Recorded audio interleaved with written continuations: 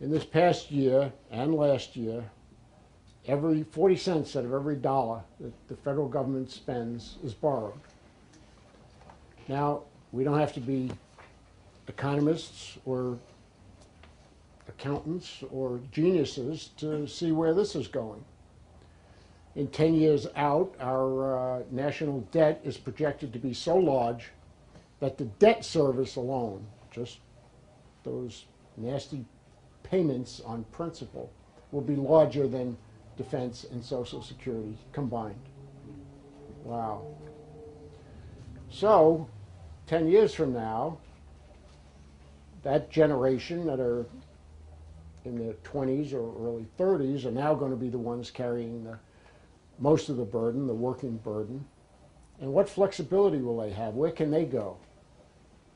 We've robbed them of their opportunities, their alternatives. And for what? This is the kind of spending you do when you're in a life and death struggle in a world war. What are we doing? And every politician that we have says the same thing. This is terrible, terrible. We're all going to get to it. We're going to fix this. But we're going to fix it after the next election. Well, that's been going on now for whenever. And most people, like you, are tired of being lied to. And you're being lied to again and again. So much so that I don't even think the politicians even think about it. It's not their problem. Their problem is getting reelected. So I think my candidacy has some appeal. So this guy can't be a long-termer. I mean, look at him. and you know, he's not been a politician. Our economic problems are profound. And it wasn't just the housing crisis. That was one of the major elements that brought this recession about. But it is essentially overspending and overtaxing. Simple. Over-governmenting. It is a long road to fix all these things. But a lot of that has been laid out. And it's not that difficult. So we have to cut spending over the next 10 years by at least 35%. We have to cap our rate of growth.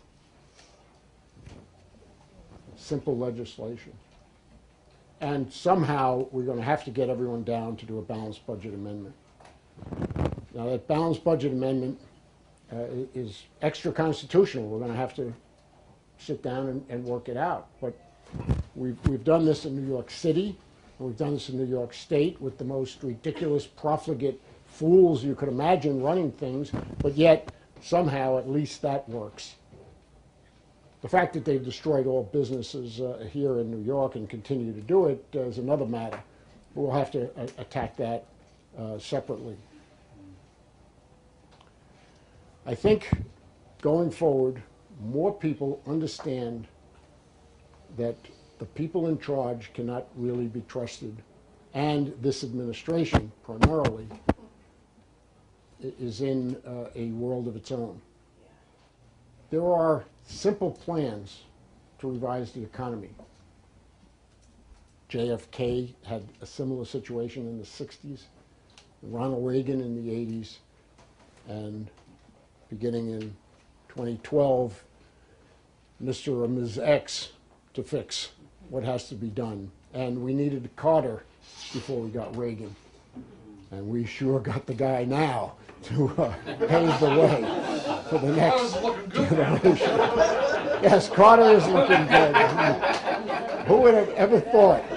Who would have ever thought? The economy can be revised in a number of ways. The simplest way is a reduction of taxes and regulations. And even for an immediate relief, we know there is $1.2 trillion or $1.4 trillion in non-financial companies' assets, American companies, that is parked overseas. To repatriate that money, they have to repatriate it at 35% corporate tax. So it sits there.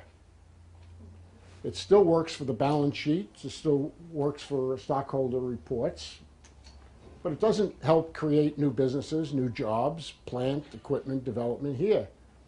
Let's drop the tax for repatriated money. 5% sounds nice to me. Let $1 trillion come back, go into business where they can make some use out of it. You think Washington could figure that out? That's simple enough. We have investment tax credits that can be offered. We have a capital gains tax. Drop that, money will flow into venture-type capital to start new businesses, to take the risks that need to be taken. Now, overlaying all this is a crisis of confidence. But if we start doing things like this, and if we can encourage oil companies to invest the billions that they have parked for research and development into the fracking and shale oil and offshore drilling and drilling in Alaska, we can put tens of thousands of people to work like that on the corporate nickel. That stimulates things. People like you who understand what this election means. This election will have national attention, and it's building.